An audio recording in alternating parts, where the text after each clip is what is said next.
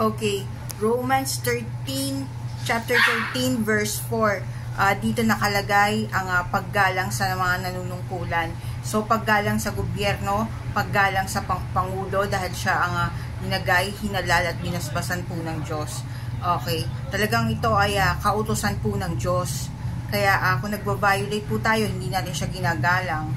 Dinidisrespect natin kung ano-anong mga fake news ang pinadadala natin sa social media.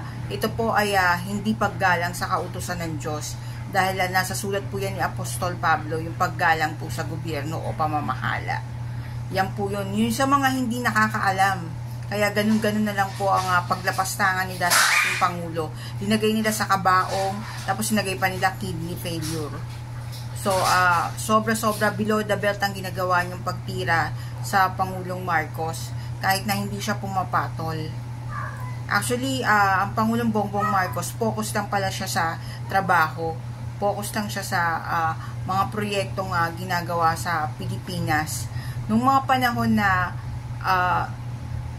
2024 pa lang, hindi ako nagpo-focus sa mga nagagawa ni BBM. Kung ano man yung mga babalitaan ko, parang I don't take it seriously kasi hindi ganon hindi ganon kalakas ang impact sa akin ng politika eh. Lately lang kasi syempre kung makukulong si Duterte kasi malaking bagay yun. Tsaka mabibigyan natin na example lang mga kababayan natin na wag nang boboto ng ganong klase nga public servant. Hindi naman serving yung ginawa nun eh. Okay? Sana hindi na maulit, no?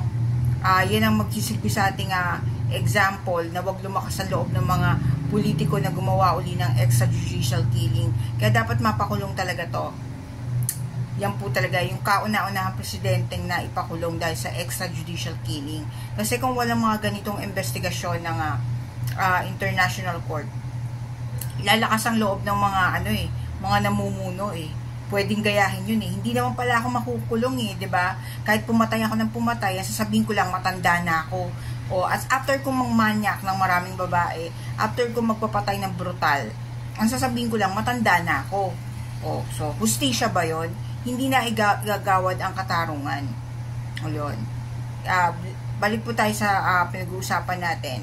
Ang paggalang sa ating gobyerno. Huwag po sobra-sobrang panglabastangan na gano'n, yung below the belt na gano'n.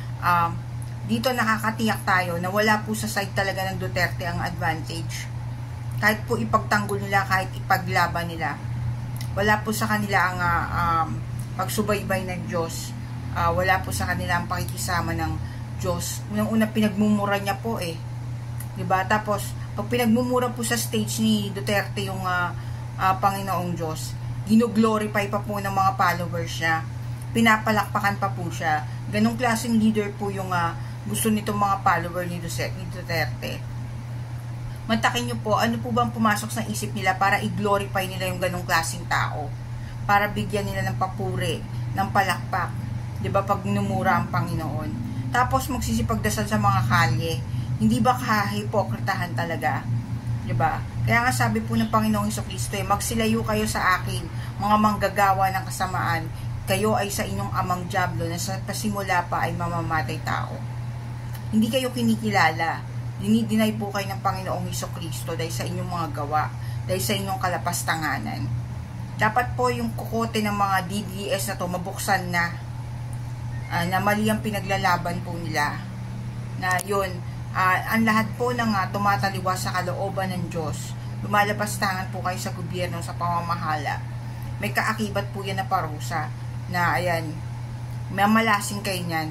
Kaya po sunod-sunod ang nagagawa niyong pagkakamali na nagbubunga ng kahihiyan. Ayan, yung flag po yung bandila po ng Pilipinas sa Australia, linagyan niyo pa po ng larawan ng ibon. Diba po? Batas po yun eh. May batas po yun na bawal po yun eh. O tapos ano po, nagrally sa Qatar. Middle East na bansa yun eh. Buti na lang po, maganda ang kalooban ng Pangulo at nagawan po ng paraan na makabalik po kayo sa inyong mga trabaho. Diba? Puro mga palpak. Yan po, gawa lang po ng gawa ng palpak. Lately, ano po yung mga nangyari dun sa mga lumalabastangan sa Pangulo? Yung mga naglalagay sa kabaong sa Pangulo, sa mga social media na pictures, ng mga photos, yung mga gumawa ng fake news, yung mga nananalangin na sana mawala na ang Pangulong Bongbong Marcos. Sila yung unang namatay. Ayan. At ano naman po, itong kabit niya, si Hanilet, wini-wish pa po, kinukongratulate pa po ang Pangulong Bongbong Marcos, dumami daw ang kriminalidad. Congratulations daw. Bakit mo i-congratulate yun? What a sarcastic statement, diba? Congratulate mo, dumami ang krimen. Dumami nga ba ang krimen? Iba nga lang ang hakbang na ginagawa ng pagsugpo ng krimen ng rehimeng ito. Hindi yung kagaya nung brutal na mga pagpapatay, minsan mali-mali pa, false gayang napapatay. Yan po yung tapos sinasabi nila collateral. Buhay ng tao yan. Halagahan po natin dahil galing po sa Diyos. Sana po mabuksan po ang isipan nito mga kababayan natin. Nagpipilit pa, nangangatwiran pa. Illegal ang pag-aresto kay Duterte. Dapat arestuhin yun. Dapat nga talaga siyang isuko at ipakulong. Hindi po katarungan yung matanda ka na, after mo magpapatay, matanda ka na, hindi ka na dapat singilin. At dito ka pa sa Pilipinas mamamatay. Hindi dapat. Dahil dito kasi, ang hustisya dito sa Pilipinas, kayang-kaya nilang gamayin dahil nga may impluwensya sila. Pwede pang mabaliktad ang sitwasyon. Magagawan pa nila ng paraan na i-whitewash yung mga ginawa nilang kasamaan. At pagagandahin pa nila yung reputasyon nila sa tao. Dapat ilabas yung katotohanan. Kaya maganda yun, banyaga ang magdesisyon para walang bias. Kasi nga yung mga susunod na Pangulo, marami pa mga korupsyon mangyayari. Kaya ayaw nyo ng panghimasukan nga ng banyaga. No? Kaya malalaki ang mga ulo na gumarapal, humawak ng pera eh. Dahil nga ganyan, walang kinatatakutan. So ngayon, kung bulgaran na ganyan, may ICC, let it go kung yun ang nararapat. Gawin na natin. Ngayon kawawa yung mga susunod na termino pag binalik ang ICC. So yun nga, makakalikal sila, 'di ba? Syempre ayaw nila noon, 'di ba?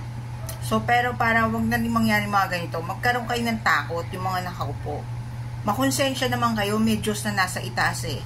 May mga nakakakita ng mga katiwalian na ginagawa nyo. At wag nyo pakaisipin na hindi yan na magbubulgar pagdating ng panahon. Walang lihim na hindi na nahahayag. At ito na po yung panahon na yon. Humanda na rin kayo yung DOH. Marami rin mga kagagawa na ginawa yan sa Pilipinas. Yan si Duque. Yan ang mga dapat parusahan. Yung mga nagpatupad ng bakuna ng sapilitan. Yung mga grave coercion nyo. Kumita kayo ng malaki sa pagpabakuna. Kaya pinasan nyo ang mga tao na magpabakuna. Ang iba sa kanila nagkaroon ng adverse effect. Naging masakitan. Yung iba namatay na. Pananagutan nyo sa kapwa yan at sa Diyos. Kaya manginig na kayo sa takot dahil malapit-lapit na rin kayo mahatulan. Good morning po.